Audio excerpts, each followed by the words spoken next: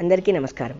ఈరోజు భారత గణతంత్ర దినోత్సవం, అంటే రాజ్యాంగం అమలులోకి వచ్చినటువంటి రోజు. అసలు రాజ్యాంగం అంటే ఏంటి, దీని యొక్క మౌలికమైనటువంటి అంశాలు ఏంటో ఒక్కసారి చూద్దాం. భారత రాజ్యాంగం మన దేశపు అత్యున్నత శాసన గ్రంథం. ఇది ప్రపంచంలోనే అతిపెద్ద వ్రాతపూర్వక రాజ్యాంగంగా గుర్తింపు పొందింది. ప్రజాస్వామ్య వ్యవస్థలో పౌరుల హక్కులకు ఇది ఒక రక్షణ కవచం. మన రాజ్యాంగాన్ని రూపొందించడానికి ఒక ప్రత్యేక రాజ్యాంగ పరిషత్ ఏర్పాటైంది. ఈ పరిషత్కు డాక్టర్ బాబు రాజేంద్ర ప్రసాద్ అధ్యక్షత వహించారు.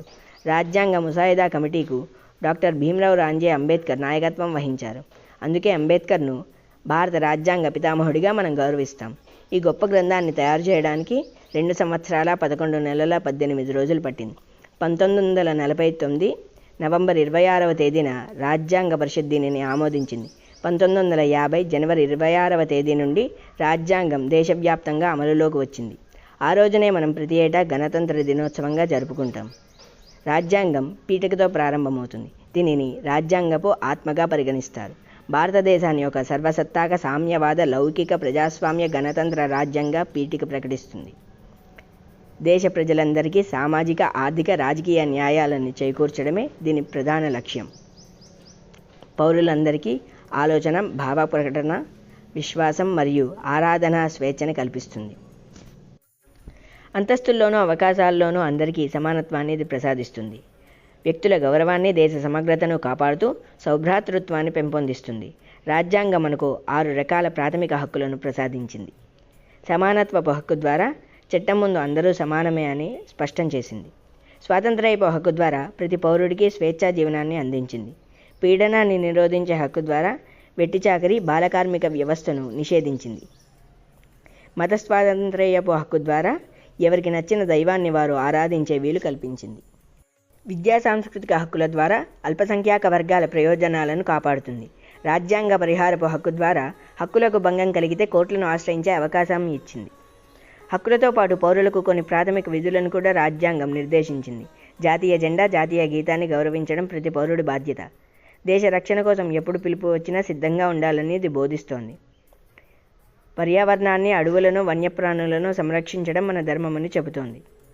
ప్రభుత్వ పాలన కోసం ఆదేశిక సూత్రాలను రాజ్యాంగం పొందుపరిచింది. ఇవి సంక్షేమ రాజ్య స్థాపన కోసం ప్రభుత్వాలకు మార్గదర్శకాలుగా పనిచేస్తాయి. మన దేశం కేంద్ర మరియు రాష్ట్ర ప్రభుత్వాల కలయికతో కూడిన సమాఖ్య వ్యవస్థ. అధికారాలు కేంద్ర మరియు రాష్ట్ర ప్రభుత్వాల మధ్య స్పష్టంగా విభజించబడ్డాయి. దేశానికి రాష్ట్రపతి ప్రథమ పౌరుడిగా రాజ్యాంగబద్ధమైన అధిపతిగా ఉంటారు. వాస్తవ అధికారాలు ప్రజలచే ఎన్నుకోబడ్డ ప్రధానమంత్రి మరియు మంత్రిమండలి వద్ద ఉంటాయి. మనది ద్విసభా పద్ధతి గల పార్లమెంటరీ పరిపాలనా వ్యవస్థ. ప్రజలచే నేరుగా ఎన్నుకోబడ్డ సభ్యులతో లోక్సభ, ప్రజల సభ ఉంటుంది. రాష్ట్రాల ప్రతినిధులతో రాజ్యసభ, పెద్దల సభ ఉంటుంది. స్వాతంత్ర న్యాయ వ్యవస్థ మన రాజ్యాంగంలోని మరొక గొప్ప లక్షణం. సర్వోన్నత న్యాయ వ్యవస్థ రాజ్యాంగ సంరక్షకుడిగా వ్యవహరిస్తుంది. దేశంలో ఎన్నికలు నిర్వహించడానికి స్వాతంత్ర ఎన్నికల సంఘం ఉంటుంది. 18 ఏళ్లు నిండిన ప్రతి పౌరుడికి కుల, మత విభేదాలు లేకుండా ఓటు హక్కు కల్పించబడింది. మారుతున్న కాలానికి అనుగుణంగా రాజ్యాంగాన్ని సవరించే అధికారం పార్లమెంట్కు ఉంది. అయితే రాజ్యాంగం యొక్క మూల నిర్మాణాన్ని మార్చడానికి వీలు లేదు. వెనుకబడిన తరగతులకు, దళితులకు, గిరిజనులకు రాజ్యాంగం ప్రత్యేక రక్షణ కల్పించింది. మహిళల హక్కుల కోసం, వారి రక్షణ కోసం అనేక నిబంధనలు చేర్చబడ్డాయి. మన రాజ్యాంగం శాంతిని, సహజీవనాన్ని ప్రపంచవ్యాప్తంగా చాటి చెబుతుంది. ప్రపంచంలోని ఎన్నో దేశాల రాజ్యాంగాలలో మంచి అంశాలను గ్రహించి దీనిని రూపొందించారు. ఇది కేవలం చట్టాల పుస్తకం మాత్రమే కాదు, దేశ భవిష్యత్తుకు ఒక దిక్సూచి. రాజ్యాంగం పట్ల గౌరవం కలిగి ఉండడం ప్రతి భారతీయుడి ప్రాథమిక కర్తవ్యం. మన రాజ్యాంగం భిన్నత్వంలో ఏకత్వాన్ని ప్రతిబింబిస్తూ దేశాన్ని ఒక్కటిగా ఉంచుతుంది. మన భారత రాజ్యాంగం ఎంత గొప్పది అంటే, ఇది ప్రభుత్వానికి అధికారాన్ని ఇస్తూనే పౌరులకు స్వేచ్ఛను ప్రసాదిస్తుంది. దీనిని అర్థం చేసుకోవడానికి రాజ్యాంగాన్ని కొన్ని కీలక విభాగాలుగా విభజించుదాం. మొదటిది ప్రవేశిక. ఇది రాజ్యాంగం యొక్క లక్ష్యాలను వివరిస్తూ భారత ప్రజలమనే మేము అని మొదలై, ఈ ప్రవేశిక భారతదేశాన్ని సార్వభౌమ సామ్యవాద లౌకిక ప్రజాస్వామ్య గణతంత్ర రాజ్యంగా ప్రకటిస్తుంది. 2. ప్రధాన భాగాలు మరియు ఆర్టికల్స్. రాజ్యాంగంలోని 25 భాగాలలో అత్యంత కీలకమైన కొన్ని భాగాలు. భాగం 1 యూనియన్ మరియు దాని భూభాగం. ఆర్టికల్ 1 భారత్ అంటే ఇండియా రాష్ట్రాల యూనియన్ అని తెలుపుతోంది. ఇది మన దేశ భౌగోళిక ఉనికిని నిర్వచిస్తుంది. భాగం 2 పౌరసత్వం. భారతదేశంలో ఎవరు పౌరులుగా ఉంటారు, పౌరసత్వాన్ని ఎలా పొందవచ్చు మరియు ఎలా కోల్పోవచ్చు అన్న అంశాలను ఇది వివరిస్తుంది. భాగం 3 ప్రాథమిక హక్కులు. ఇది రాజ్యాంగంలోనే అత్యంత శక్తివంతమైన భాగం. దీనిని భారతదేశ మేగ్నా కార్టా అంటారు. ఆర్టికల్ 14 చట్టం ముందు అందరూ సమానులే. ఆర్టికల్ 19 వాక్ స్వాతంత్ర్యం మరియు భావ ప్రకటన స్వేచ్ఛ. ఆర్టికల్ 21 జీవించే హక్కు మరియు వ్యక్తిగత స్వేచ్ఛ. ఇది అత్యవసర పరిస్థితుల్లో కూడా రద్దు కాదు. ఆర్టికల్ 32 రాజ్యాంగ పరిహారపు హక్కు. హక్కులకు భంగం కలిగితే నేరుగా సుప్రీంకోర్టును ఆశ్రయించే హక్కు. దీనినే అంబేద్కర్ రాజ్యాంగపు హృదయం మరియు ఆత్మ అన్నారు. భాగం 4 ఆదేశిక సూత్రాలు. ప్రభుత్వాలు చట్టాలు చేసేటప్పుడు పాటించాల్సిన మార్గదర్శకాలు ఇవి.